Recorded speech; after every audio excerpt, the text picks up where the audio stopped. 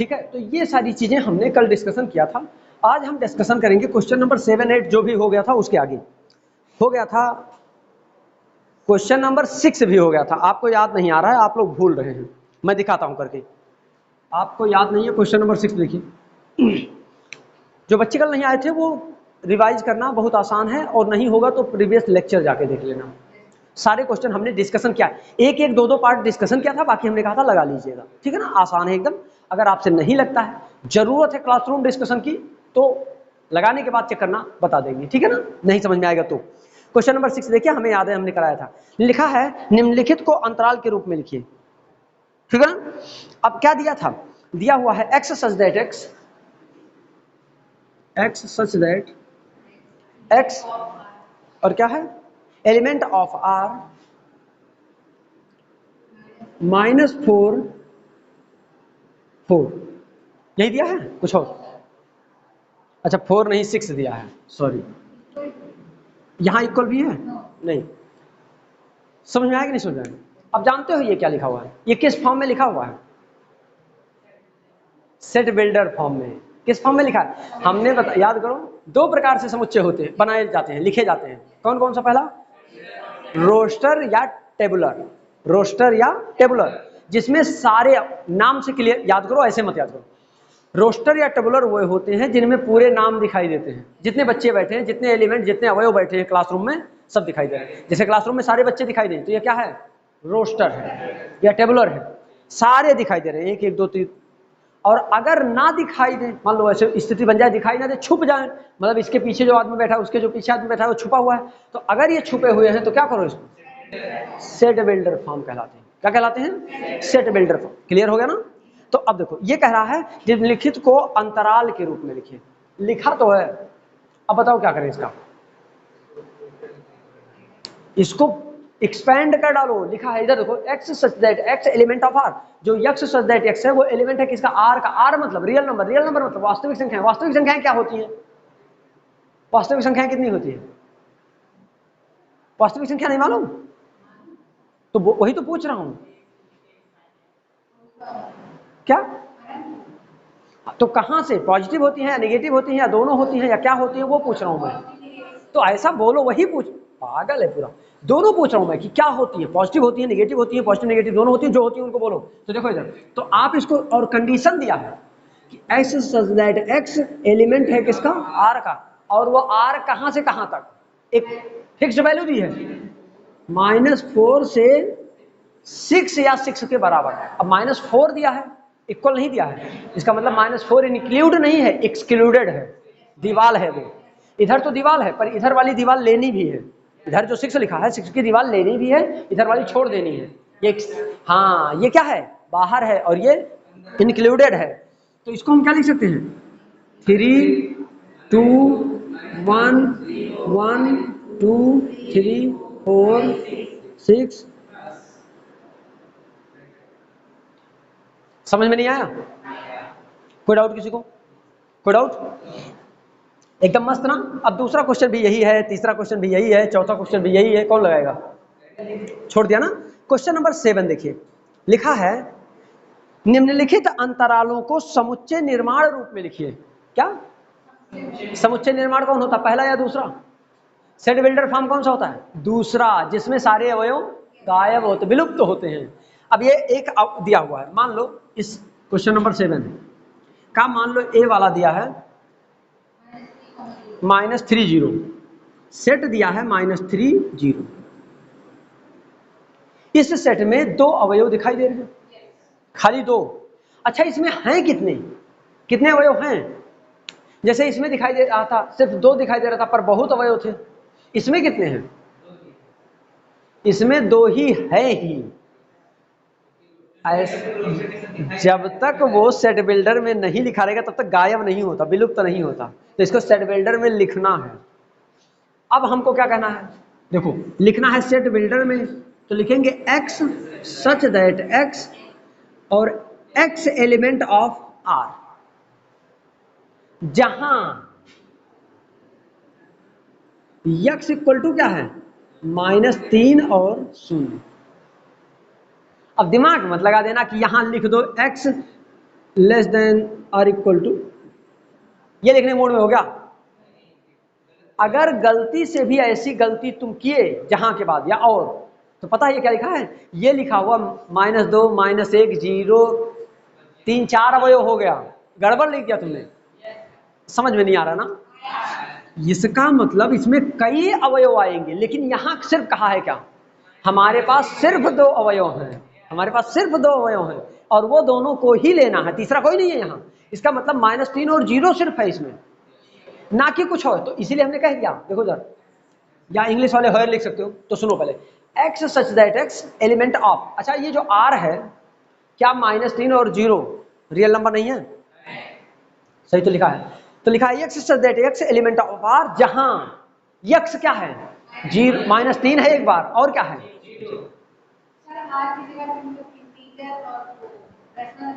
लिख सकते हैं, वो सिचुएशन पर डिपेंड करेगा। जैसे यहाँ आप इंटीजर भी लिख सकते थे, लेकिन समस्या है इंटीजर में 0 आता है, तो लिख सकते हैं। रेशनल नंबर में 0 आता है नहीं, तो लिख सकते हैं, नहीं लिख सकते हैं। तो देखना पहले कि वो क्या लिखा जा सकता है। इसको इंटीजर भी लिख सकते हो जहां एलिमेंट ऑफ जेड, इंटीजर किससे रिप्रेजेंट करते हैं, इंटीजर किससे रिप्रेजेंट करते हैं, तो जब जेड से रिप्रेजेंट करते हो जेड लिखो, तो यहाँ क्या लिखना पड़ता है, जहां x इक्वल टू इतना, नहीं जेड नहीं, x इक्वल टू इतना, बोलो क्योंकि ये जो मान दिया है इसमें x बराबर एक बार -3 दिया है, एक बार 0 दिया है, तो 2 ही मान के लिए है, इसलिए ये लिखना पड़ेगा। अगर मैं कहा होता 0 से -5 -6, तब तो इनक्लूड वाला काम बन जाता मेरा, काम चल जाता मेरा, कोई डाउट। क्वेश्चन नंबर 4 देखो, सॉरी 7 देखो, क्वेश्चन नंबर 7 देखो, नहीं 7 तो हो गया ना, आंसर देख सकते हो, आंसर क्या आ रहा है,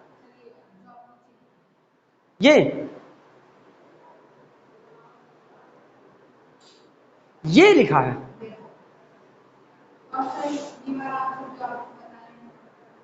हाँ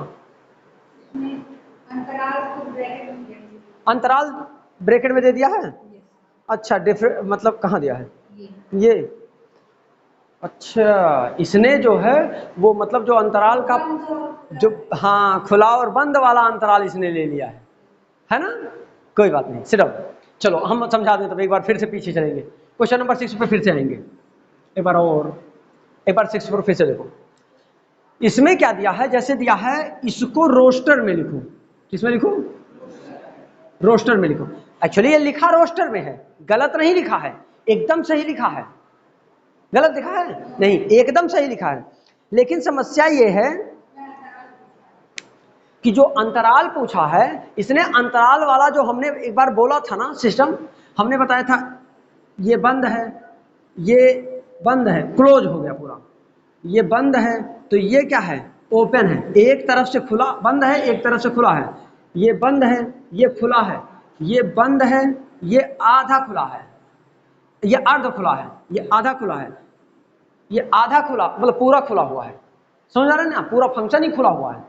तो ये जो फिगर है इसमें लिखना, मतलब इसने कहा कि ये जो वैल्यू लिखनी है वो कहां से कहां तक है, -4 से है, और कहां -4 से ओपन हुआ है, कहां तक बंद होगा, 6 पे बंद होगा। अरे ये ओपन है तो ये क्लोज है, ये देखो ओपन है तो ये भी ओपन है, मतलब इधर से बंद है, मतलब यहीं तक ओपन है, और लेकिन यहां तक पता नहीं कहां तक ओपन है, पता नहीं है कहां तक, आप समझे ना।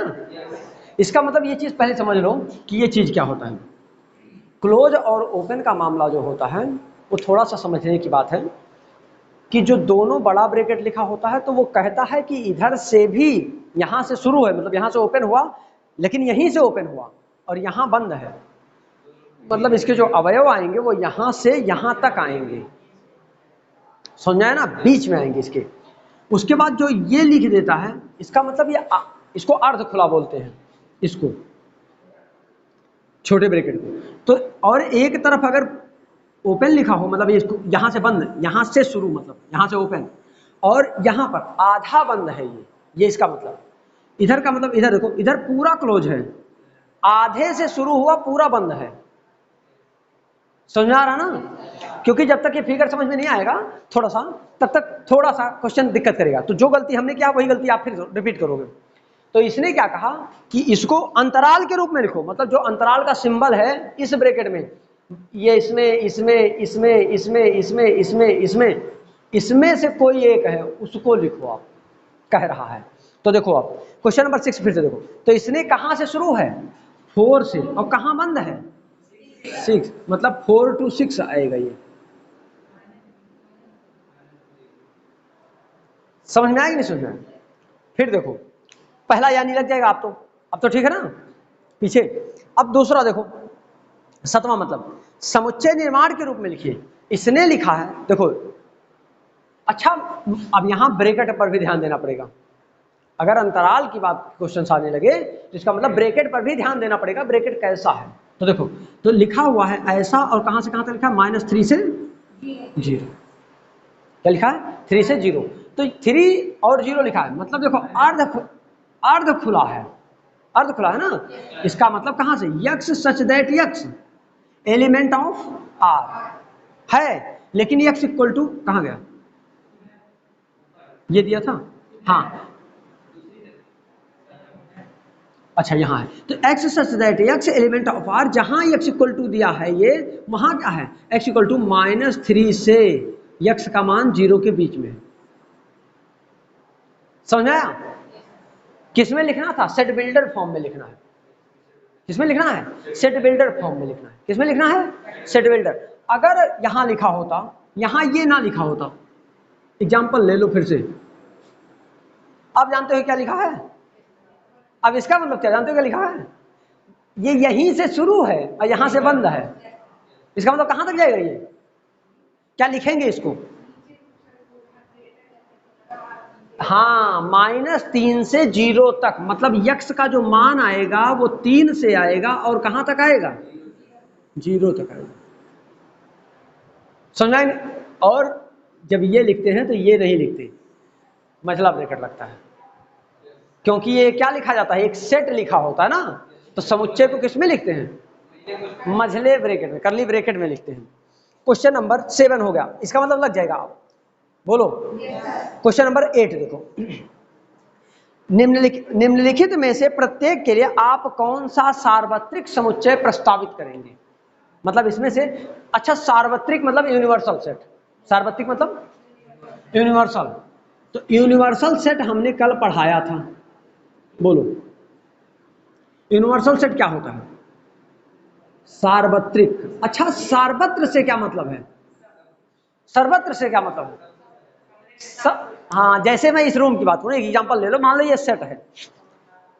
अब अगर ये है तो इसमें बेंच भी है, पंखा भी है, कैमरा भी है, मोबाइल भी है, बुक भी है, डस्टर चाक मार्कर भी है, हम तुम लोग भी है। यूनिवर्सल सेट है ये। देखो इधर, अच्छा फिगर से समझो पहले, थोड़ा सा प्रियांशु दिक्कत हो रही है, एकदम मस्त, कोई दिक्कत नहीं है। देखो एकदम आसान है, एकदम आसान है, कहीं से कोई जरा सा भी दिक्कत नहीं। देखो जैसे ये एक यूनिवर्सल सेट है, अब इसमें देखो ए है, बी है और सी है, ए बी सी, देखो इधर, और ये जो है वो यू है, यूनिवर्सल सेट है। यूनिवर्सल सेट एक ऐसा सेट है कि इसके अंदर जितने भी अवयव हैं, ए के सारे अवयव इसके अंदर हैं, बी के सारे अवयव इसके अंदर हैं, सी के सारे अवयव इसके अंदर हैं, और इन सब के बाहर जो ए है, या मान लो 4 है, 4 भी यूनिवर्सल सेट में है, स्मॉल ए भी यूनिवर्सल सेट में है, स्मॉल के भी यूनिवर्सल सेट में है। अब समझाना है, और इसके अंदर भी हो सकता है 1 2 3 4 5 6 बॉक्स के अंदर है, मतलब इस यूनिवर्सल सेट के अंदर 4 है, ए है, के है, 1 2 3 4 5 है, स्मॉल ए है, स्मॉल बी है, सॉरी ए है, बी है, सी है। तो यूनिवर्सल सेट है ये। रूम क्या है, यूनिवर्सल सेट है कब, जब इसमें डस्टर भी है, बुक भी है, कॉपी भी है, हम आप भी हैं, मोबाइल चार्जर भी है, साथ में एसी और जो भी लगा है, मतलब सारी व्यवस्थाएं हमारे पास। ये यूनिवर्सल सेट का एक एग्जांपल। और थोड़ा सा कभी कभी जैसे अब यहां तक आ गए तो थोड़ा सा और बोल दे, जो हमने कल यूनियन और इंटरसेक्शन बोला था वो भी सुन लो तब आगे बढ़े। ये एक यूनिवर्सल सेट है U। अगर कोई A है और अगर कोई B है, तो A और B जितना पूरी एरिया कवर कर रहा है, ये क्या है? ये है, इसको लिखा जा सकता है A यूनियन B। क्या लिखा जा सकता है? A union B। मतलब A और B के सारे अवयव, मतलब ऐसे समझो, एक अब थोड़ा एग्जांपल लिख लो। मान लो लिखा हो 1 2 3 4 5, क्लोज है, मान लो A है और B की वैल्यू दे रखा है 4 नहीं 2 4 6 8 10 मान लो। अगर हमको A यूनियन B लिखना हो तो आप क्या लिखेंगे? A यूनियन B लिखना हो तो आप क्या लिखेंगे? इंटरसेक्शन होगा, वो प्रतिच्छेद बिंदु होगा 2 4। पूरा, अभी आपने 1 मिनट पहले कहा है, पूरा जितना इस पूरे ब्रह्मांड में है पूरा, इसका मतलब 1 भी है, 2 भी है, 3 भी, 4 5 भी। 2 यहां हो गया तो 2 फिर मत लिख देना। हमने पहले ही समझाया था कि एक सेट में, एक समुच्चय में कभी भी 2 बार एक अवयव नहीं, रिपीटेड अवयव नहीं आते। याद आ रहा है कि नहीं आ रहा है? स्टार्टिंग में ही बोला था। तो अगर हम इसकी बात करें एक यूनिवर्सल A यूनिवर्सल B का, तो 1 भी है, 2 भी है, 3 भी है, 4 भी है, 5 भी है, 6 भी है, 8 भी है, 10 भी है। मतलब A के सारे अवयव, B के सारे अवयव। लेकिन ध्यान रहे, हम पहले से जानते हैं कोई भी वैल्यू, कोई भी एलिमेंट रिपीट नहीं होता। कोई भी अवयव, कोई भी वैल्यू रिपीट नहीं होता, मतलब A यूनिट। अच्छा मान लो हम कह देते हैं A इंटरसेक्शन B। मुझसे निकल सकता था मेरे मुंह से भाई कि क्या करो A इंटरसेक्शन B बताओ, तब क्या कहते आप? सिर्फ वो अवयव जो A में भी हैं B में भी हैं। मतलब अब थोड़ा सा समझा दो। अच्छा A यूनियन, इसको देखो, जो ये पोर्शन है, ये इंटरसेक्शन है, ये जो कलर्ड पोर्शन है वो इंटरसेक्शन है। मतलब इसी में से कुछ A में है और जो A में है वही B में भी है, उसमें से थोड़ा सा A में भी है और B में भी है। समझ में नहीं आ रहा ना? आसान है एकदम। तो A इंटरसेक्शन भी आपसे पूछूं तो आप क्या कहेंगे?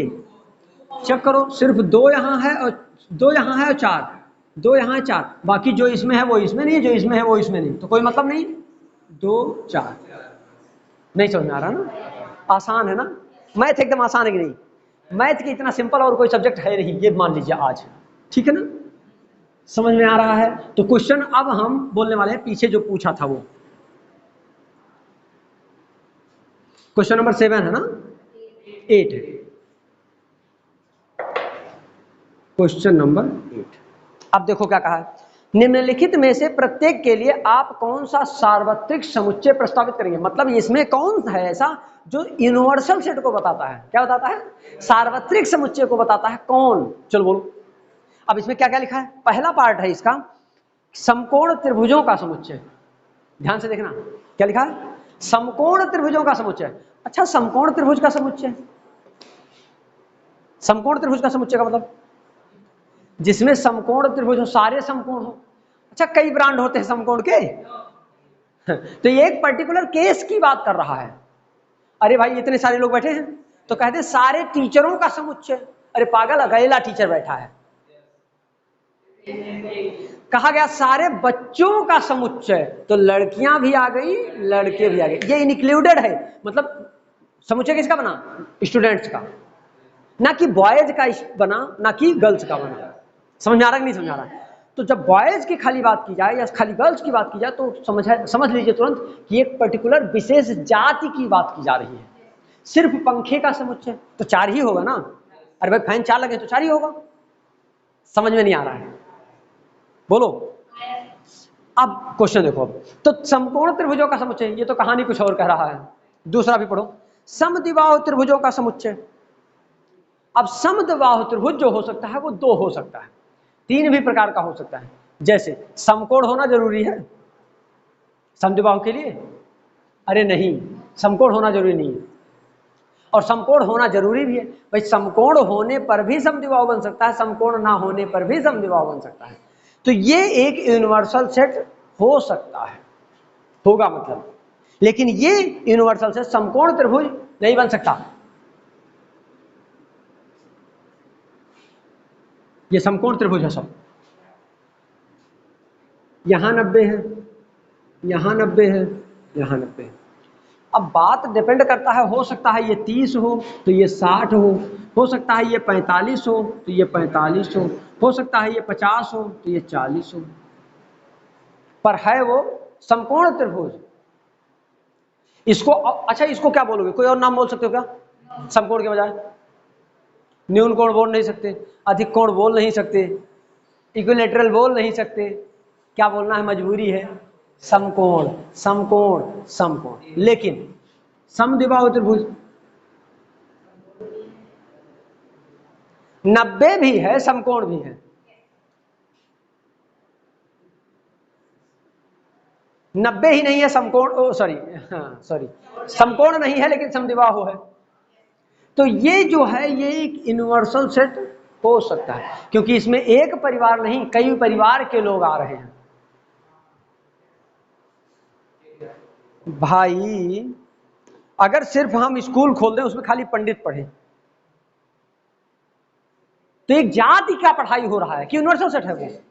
और है एक हमने स्कूल खोला पब्लिक स्कूल, हिंदू भी पढ़ रहे हैं, मुस्लिम भी पढ़ रहे हैं, पंडित भी पढ़ रहे हैं, ठाकुर भी पढ़ रहे हैं, लाला भी पढ़ रहे हैं, ये पढ़ रहे हैं, वो मतलब सारी चीजें पढ़ रहे हैं, सारे स्टूडेंट्स पढ़ रहे हैं। तो एक समूह है, एक यूनिवर्स है। कभी एक परिवार को यूनिवर्स कहा जाता है? एक गैलेक्सी को यूनिवर्स कहा जाता है? सिर्फ सूर्य को यूनिवर्स कहा जाएगा? सिर्फ पृथ्वी को यूनिवर्स कहा जाता है? नहीं, बहुत सारी गैलेक्सीज, जब मिलियंस गैलेक्सी मिल जाती हैं तो एक ब्रह्मांड का निर्माण होता है। तो ये है सार्वत्रिक समुच्चय। समझ में? क्वेश्चन नंबर 9 देखिए, बहुत शानदार क्वेश्चन है, खाली सोच के बताइए कौन सा सही कौन सा गलत। समुच्चय ए बराबर दिया है, लिखते चल रहे हैं। समुच्चय ए बराबर दिया है 1 3 5, बी बराबर दिया है, बोलोगे तुम लोग खाली बैठ के सोते रहते हो, 2 4 6।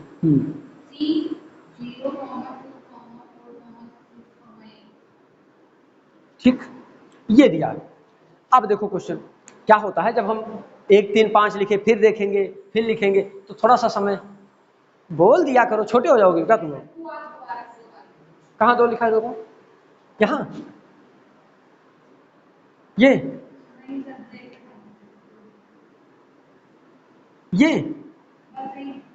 तो तब भी तो वो 0 ही लिखा था। चलो ठीक है, अब देखो क्वेश्चन क्या करा है। इन तीनों समुच्चय ए बी और सी के लिए निम्नलिखित में से कौन सा सार्वत्रिक समुच्चय लिए जा सकते हैं? मतलब 3 4 एग्जांपल दिया है पीछे। अब बोलो, पहले बोल दो एक एक पार्ट, तो ए वाला बोलो। 0 1 2 3 बस। अच्छा 4 5 6, दूसरा क्या है? सिर्फ 5? अच्छा ब्रैकेट नहीं है। तीसरा बोलो। 0 1 2 3 4 5 6 7 8 9 10। 1 2 3 4 5 6 7 8। अच्छा हो गया। अब देखो तो एक बार, इसने क्या पूछा है, किसे क्या लिया जा सकता है? सार्वत्रिक समुच्चय किसे लिया जा सकता है? सार्वत्रिक समुच्चय फिर से बोल दो तो। मीनाक्षी, सार्वत्रिक समुच्चय किसे कहते हैं? जिसमें सब कुछ आ जाए।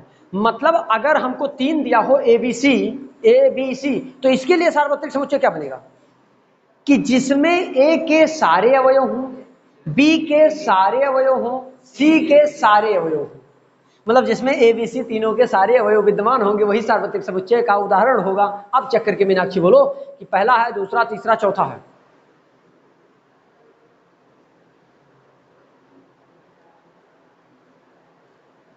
यहां देखो, दिख तो रहा है। 1 से 0 से 6 तक 5 लिखा है, 0 से 10 तक, 0 से 8 तक।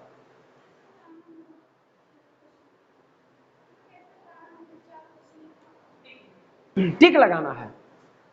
मान लो एमसीक्यू है ये, टिक करना कौन सा यूनिवर्सल समुच्चय है। मान लो U A union B, sorry U equal to इतना। तीसरा, वेरी गुड, चिड़ो। समझ में आया कि नहीं समझ में आया? अब खड़े हो जाओ। तीसरा सही है या कौन सा सही है? Very good, sit down. Very good, sit down. हाँ, वेरी गुड, सिट डाउन। पर गलत है, सबका आंसर गलत है। समस्या ये है, यहां जो दे रखा है वो क्या दे रखा है? 1 से 8 तक। और यहां क्या दे रखा है? 1 से, अच्छा सॉरी, रुक जाओ, 0 भी है, तीसरा ही सही है। सॉरी, ध्यान ही नहीं दिया, सॉरी। सही है, सही है, सबका सही है, सबका सही है। गड़बड़ बोल दिया मैंने, sit down please. Sorry sorry sorry. Actually हमने 0 का ध्यान नहीं दिया, तो इसलिए हमने 1 से 8 तक देख लिया। अब इसमें हमने ध्यान नहीं दिया कि 0 है, तो इसमें जी, हाँ ठीक हो गया, यानी तीसरा ही सही है। ठीक है, इसमें ज्यादा है, पर पहले के सारे हैं 1 3 5, दूसरे 2 4 6 हैं, 2 4 6 भी हैं, और तीसरा 0 2 4 6 8, 0 2 4 6 8 सब हैं, यानी तीसरा ही एक यूनिवर्सल समुच्चय है। अब समझ में आया कि नहीं समझ में? कोई डाउट? तो मुझे लगता है कि अभी तक जो हमने पढ़ा वो सब समझ में आ गया होगा। बोलो क्लियर? अगर आ गया है तो देखो, अच्छा यूनियन मैं वहां बोल दिया ना, लेकिन पर यूनियन अब शुरू हो रहा है। एक्सरसाइज की जरूरत, मतलब कॉन्सेप्ट अब आया है, तो एक्सरसाइज भी आगे ही आएगा। यानी 1.34 जो होगा वो यूनियन का आ सकता है। चलो देखो, अब कॉन्सेप्ट सुन लो, उसके बाद तो फिर आगे बढ़ेंगे। दिया है समुच्चयों का सम्मिलन, मतलब union of sets. Union of sets जानते हैं आप लोग, ये मत याद किया कि समुच्चयों का सम्मिलन। बताऊं क्यों?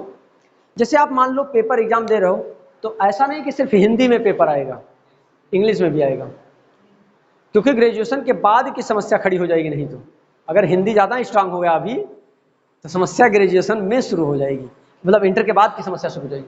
तो इसलिए ये याद करो कि यूनियन है, क्योंकि जब हिंदी का पेपर आता है तो इंग्लिश बगल में लिखा रहता है। जो एग्जाम पेपर आता है वो हिंदी इंग्लिश दोनों लिखा रहता है, इसलिए आपको क्या करना चाहिए? दोनों का कॉम्बिनेशन तैयार करना चाहिए। अगर इंग्लिश में दिक्कत है तो दोनों का combination, union of the set. अभी 1 मिनट पहले मैंने बोला कि ऐसा कोई समुच्चय, जैसे मान लो इसको रिप्रेजेंट इससे करते हैं, यूनियन से, यू से। मान लो कोई समुच्चय दिया है ए बी सी डी, कोई बी समुच्चय दिया है पी क्यू आर एस। क्या लिखा है? P Q R S. अगर मैं पूछूं कि आप ए यूनियन बी लिखो, तो आप क्या लिखोगे? बोलो। भाई क्यों? नहीं है, वेरी गुड, सही है ना? तुम लोग बेहोशी हालत में हरदम रहते हो। अभी 1 मिनट पहले मैंने समझाया था, यूनियन मतलब ए के भी अवयव सारे, बी के भी सारे अवयव, चाहे हो चाहे ना हो। हमसे उससे क्या मतलब है? तब भी यूनियन बी है, और नहीं है तब भी ए यूनियन बी लिखा जाएगा। जो आपने बताया वो इंटरसेक्शन था, प्रतिच्छेद बिंदु, प्रतिच्छेदन, पता नहीं इसका क्या होता है हिंदी पर, अब पीटूंगा। सर्वनिष्ठ किसका? ना, सर्वनिष्ठ नहीं होता, नहीं, प्रतिच्छेदन ऐसा करके कुछ बनता है। अच्छा दिया है क्या? समुच्चयों का सर्वनिष्ठ, अच्छा ठीक है, लेकिन इसको प्रतिच्छेदन भी ऐसे कुछ करके करते हैं। अच्छा समझो, अच्छा पहले एक कॉन्सेप्ट से याद करो, तो इसको याद मत करो ऐसे। जैसे मैंने पूछा कि ए इंटरसेक्शन बी लिखो, इंटरसेक्ट मतलब काट रहा हो। अच्छा जहां काटेगा, मतलब समझो, यहां समझो, जहां काटेगा ये दोनों, मार्कर का ये पोर्शन डस्टर के इस पोर्शन के साथ कोइंसाइड कर रहा है, इंटरसेक्ट कर रहा है। तो जो इस पोर्शन पे आएंगे, चाहे मार्कर का एलिमेंट यहां आ जाए और चाहे डस्टर का एलिमेंट, वो दोनों ए यूनियन ए इंटरसेक्शन भी होगा। और यूनियन मार्कर का सारा अवयव, डस्टर का सारा अवयव। गड़बड़। याद हुआ कि नहीं याद हुआ? देखो ट्रिक थोड़ा सा कुछ ना कुछ दिमाग में रखो। जैसे मान लो नहीं आता तो इंटरसेक्शन कहा था सर ने, ऐसा होता है कि जो मिलेगा वही होगा, इसका मतलब जो नहीं मिल रहा है वो सब होगा। अरे मिल रहा है तब भी होगा, नहीं मिल रहा है तब भी होगा। बोलो भाई, नहीं कोऑपरेट करोगे तो हम कैसे करेंगे? अब हम आपको मतलब यहाँ थोड़ा एग्जाम पढ़ के सुनाते, नहीं तो आप सोच रहे होगे ना कि सर ने कुछ गड़बड़ तो नहीं बोल दिया। कंफ्यूजन तो कभी कभी गलती हो जाती है, कभी कभी गलती होना एक आम बात है। देखो एक्चुअली क्या है, हमेशा दिमाग बैलेंस नहीं रहता, कहीं कुछ गलत भी निकल जाता है, या हो सकता है मिसकॉन्सेप्ट हो गया हो। ऐसा भी नहीं हो सकता क्या? ऐसा भी तो हो सकता है कि भाई हमसे भूल गया हो कुछ, की मतलब मैं कंप्यूटर हूं, गड़बड़ सड़बड़ सब याद कर लूंगा सही करके। चलो देखो लिखा है, मान लीजिए ए और बी दो समुच्चय हैं, ए का सम्मिलन वह समुच्चय होगा जिसमें ए के सभी अवयव के साथ बी के भी सभी अवयव हों। फिर से सुनो, ए के सभी अवयव के साथ बी के सभी अवयव हों, वही तो अभी मैंने बोला था। इसका मतलब ये गड़बड़ हो गया, यानी ये होगा A B C D P Q R S. अच्छा थोड़ा और सुनो, 2 2 3, तब 2 भी आएगा 3 भी आएगा। 2 कॉमन है। अगर मेरे मुंह से निकल गया होता कि एक काम करो हमको ए यूनियन बी नहीं चाहिए, हमें चाहिए ए इंटरसेक्शन बी, तो ये बताएंगे सिर्फ शिवम। गधा तुम क्यों बोला? हमने उनसे कहे हो ना, हमसे कहे हो ना, आवाज तो यहां तक आई। तुम पहले बोले उसके बाद बोला। जब किसी का नाम लिया जा रहा है तो बोलो मत, मैं मारना शुरू कर दूंगा। क्योंकि हमको हमारा लक्ष्य ये नहीं है कि मैं पढ़ा दूं, मेरा लक्ष्य सिर्फ इतना है मैं कम ही पढ़ाऊं लेकिन समझ में आ जाए। कि ये लक्ष्य है कि पूरा पढ़ा दूं अभी खत्म, उसके बाद चल के सोया जाए कल से। लक्ष्य ये है मैं थोड़ा खाऊं लेकिन अच्छा खाऊं, समझो, बैठ जाओ। तो इसमें क्या होगा, सिर्फ 2 एक ऐसा अवयव है जो ए में भी है बी, ये गलत लिखा था अभी तक, ए में भी है बी में भी है। समझ में आया? इंटरसेक्ट कर रहा है, इंटरसेक्ट कर रहा है। मतलब जब मान लो ए अवयव ए समुच्चय जा रहा था और बी समुच्चय ये है, ये दोनों जहां मिले थे उस समय किसकी मुलाकात हुई थी? सिर्फ बी की, सॉरी 2 की। 2 सिर्फ मिला, कहा ले सर भाई, तब तो फिर चला गया, तो दोनों निकल गए सर से। जब मुलाकात हुई तो किसकी? सिर्फ 2 की हुई, बाकी मुलाकात नहीं हो पाई और हालचाल नहीं पूछ पाए, सिर्फ 2 ही 2 से मुलाकात कर पाए। इसका मतलब ए यूनियन बी ये आएगा, ए के सारे अवयव बी के सारे अवयव A union B, A intersection B, A के सारे अवयव बी, ए के कॉमन और बी के दोनों के कॉमन अवयव जो दोनों में हो। और मान लो अब ए इंटरसेक्शन बी क्या होगा? फाई होगा, कोई नहीं मिल रहा है अब कि ऐसा होगा भाई, 0 होगा ना, क्योंकि कोई नहीं है, ये एक अवयव है 0, और जो कि यहाँ कहीं नहीं है। तो ऐसी कोई गलती नहीं करना है, मैंने 0 पढ़ाते समय समझाया था कि ये गलती मत करना। तो ये क्या होगा, सिर्फ फाई होगा, और या फिर बस तब भी सही है, और खाली फाई लिखा था तब भी सही था, अवयव हो जाएगा वो। जब कोई तत्व ब्रैकेट में लिखा जाएगा तो अवयव हो जाएगा, मान लो तब ये ऐसा हो जाएगा कि इसमें फाई है और आपने लिख दिया फाई ब्रैकेट में। इसका मतलब आपने कहा कि ये फाई इसमें है, ये इंटरसेक्शन भी है, मतलब फाई इसमें भी है फाई इसमें भी है। पर ऐसा कभी जब नहीं कोई मिल रहा है तो सिर्फ या तो करली ब्रैकेट और या तो, समझा पा रहा हूं ना? क्लियर? तो ए यूनियन बी समझ में आया मुझे लगता है, और ए इंटरसेक्शन भी समझ में आया। अरे बोलो जी, यानी A union B A intersection B भी समझ में आया। अब देखिए इसके कुछ नियम कानून हैं वो सुनना पड़ेगा। बोल दूं कि ना बोलूं? सम्मिलन की कुछ संक्रियाएं हैं, पेज पलटो 18 पर है ऊपर सबसे। सम्मिलन की मतलब यूनियन की कुछ संक्रियाएं हैं, क्या है? ए यूनियन बी को क्रम विनिमय लिख सकते हैं, बी यूनियन ए, क्या चाहे ए लिखो या बी लिखो आएगा वही आंसर। जैसे 2 धन 3, 3 धन 2, 5 आएगा। क्रम विनिमय नियम किसे कहते हैं? क्रम को बदल दिया है। जैसे लड़कियां यहां बैठी हैं, लड़के यहां बैठे हैं, इनको लड़कों को इधर, लड़कियों को इधर कर दिया जाए, बच्चे उतने रह जाएंगे कि बढ़ जाएंगे। लेकिन ध्यान देना, अंकों में आदान प्रदान मत करना। अगर जैसे 12 है तो ये मत कह देना 12 इक्वल टू कहानी बिगड़ जाएगी। अरे ये 12 है, ये 21 है। लेकिन हाँ, कहीं गलत नहीं है, एकदम एग्जैक्ट है कि इसमें भी 2 ही अवयव 1 और 2 है, इसमें भी 2 ही अवयव 1 और 2 है, या 2 और 1 है। समझ में आ रहा है कि नहीं आ रहा है? बोलो क्लियर? थोड़ा थोड़ा बेसिक कॉन्सेप्ट है जो हमको समझना चाहिए। तो क्रम विनिमय नियम का पालन कौन करता है? Universal, sorry, union set. जो यूनियन सेट होते हैं वो क्रम विनिमय नियम का पालन करते हैं। अच्छा सुनो, अगर 2 है तब तो करेगा, 3 होगा तब नहीं करेगा ना। चेक करो, A union B union C, A union B union C, क्या ये सही लिखा है?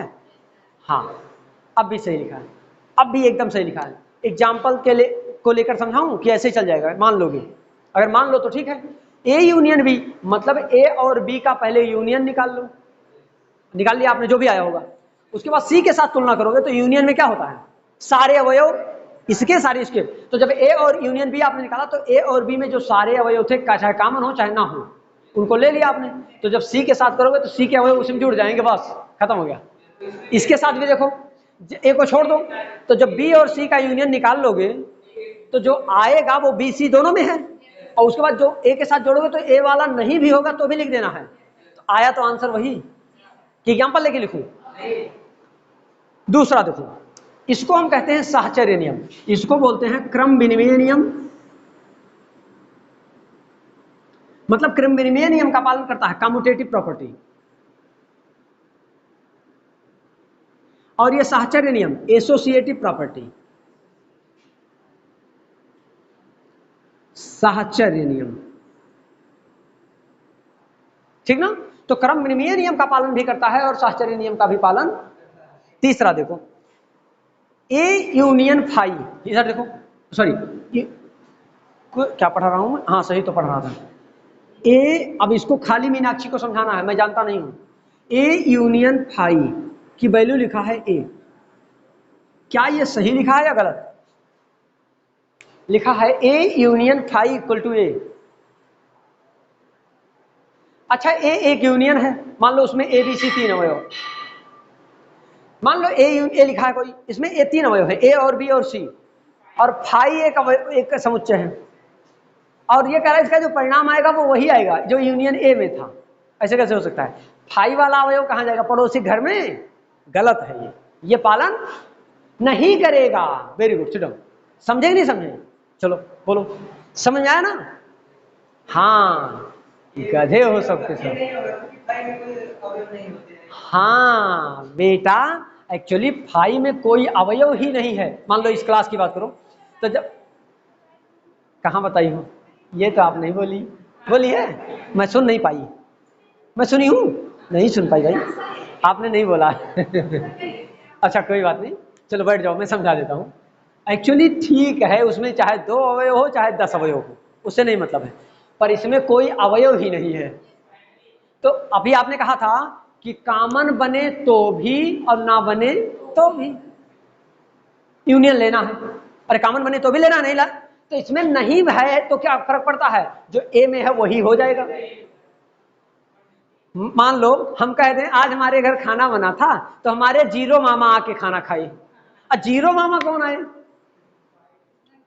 मतलब मामा है ही नहीं, जब मामा आए ही नहीं तो खाया कौन?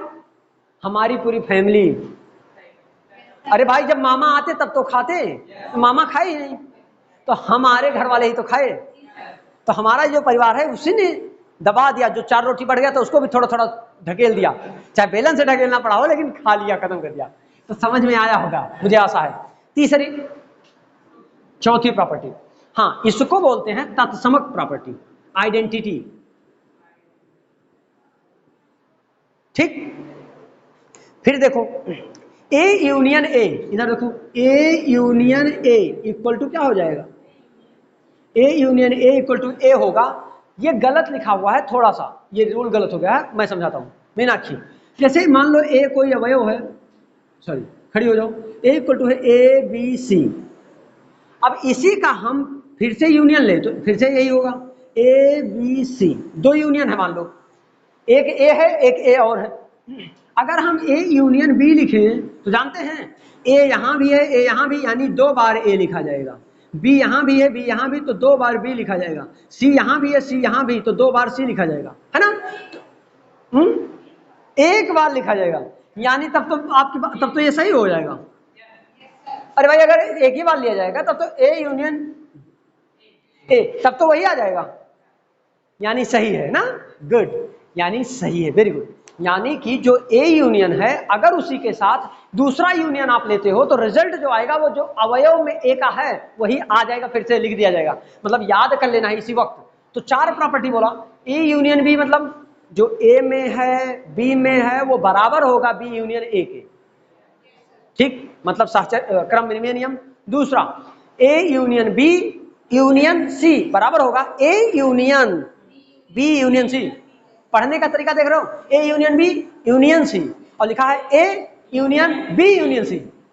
समझने की कोशिश करो, जब हम पढ़ते हैं तो वही बता देता है कि कैसे लिखना है। अब तुम लोग ऐसे जब अभी पढ़ने को कहते तो लिखते A union B union C, तो क्या मेरे बाप भी नहीं समझ पाते इसको, समझ में आ रहा ना, समझ में आ रहा कि नहीं आ रहा। फिर तीसरा क्वेश्चन देखो, सिट डाउन, वेरी गुड। तो अगला है ए यूनियन, सॉरी